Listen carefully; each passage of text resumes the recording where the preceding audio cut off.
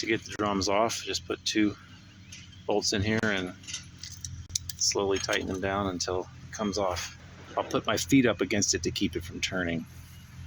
I keep this wheel cylinder clamp nearby because these pistons like to pop out, and that's real annoying when that happens. First thing I do is remove these clips, which just involves pressing the clip in and turning the pin to line up with the slot. There's one on each side. Next thing I like to do is to loosen the brakes as far as they'll go by turning the star wheel inboard. That'll shorten the distance between the brake shoes and make this less tension on the springs and easier to remove. Then I'll pull the shoe off, but keeping the piston held in with my finger and having my clamp ready in case I need to quickly get it on there.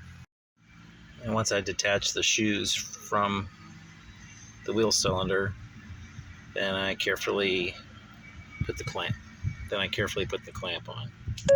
So now the clamp is holding the pistons in. Then I pull the shoes outward to get them in front of this piece. They sit behind it. That also gets this spring freed with less tension on it. Once you get that spring off, it's very easy to get everything else apart. So now that it's all in front down here, the shoes move very easily. Get that spring off, and all of a sudden there's a lot less tension on the other springs. And then you can work the mechanism out from between the hub and the wheel cylinder. Just be careful that you don't knock the clamp off. Once it's out like this spring is loose and easy to remove. Now free of this shoe, pull this out.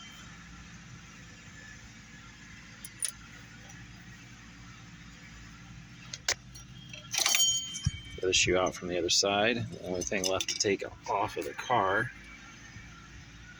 is the parking brake lever. You just have to slide the spring up and work the cable out.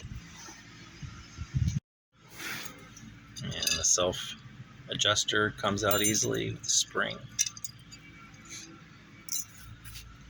And the next thing I do is spray it down with brake cleaner. One of the biggest pains is getting this horseshoe clip off. You have to pry it apart and slide it off. Once that's done, you put the parking brake lever on the new shoe, same way that it was on the old one. Then rehook it to the parking brake cable, sliding the spring up just the way you got it off. Make sure the parking brake cable is back in its track behind this. Back together with the star adjuster threaded fully on so that it's as short as possible, making the least tension for putting things back together. This side here is for hits the parking brake lever, and this side hits the shoe. I find it easiest to reassemble the shoes with this top spring by doing the spring first and then pulling on it so that the adjuster can be fit back together.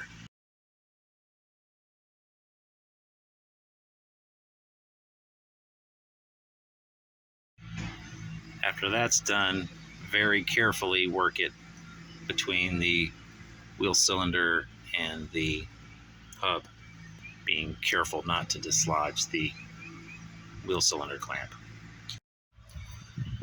Got it to here. Once you get the star a little past this point, then it should go down pretty easily. So now I've got it back there, and then it's a matter of very carefully seating the tops of the shoes in their grooves in the wheel cylinder while removing the clamp and using your fingers to hold them in as necessary. Before doing that is probably a good time to grease the contact points.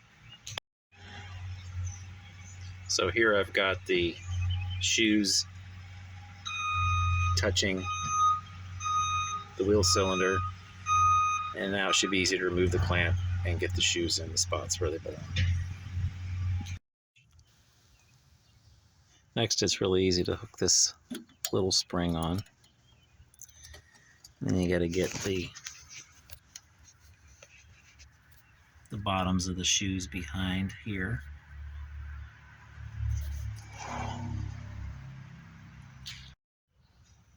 All right, they're still floppy because the retainers aren't in. Next up, we put in the self-adjuster. So at first I tried to put these clips on, and then I found I couldn't get the self-adjuster lever in there. So I took this one out, held out the shoe a little bit, and then it fit in there. And then it was just a matter of putting this spring in. This is the only spring I had to yank with the pair of pliers, and this one was easy.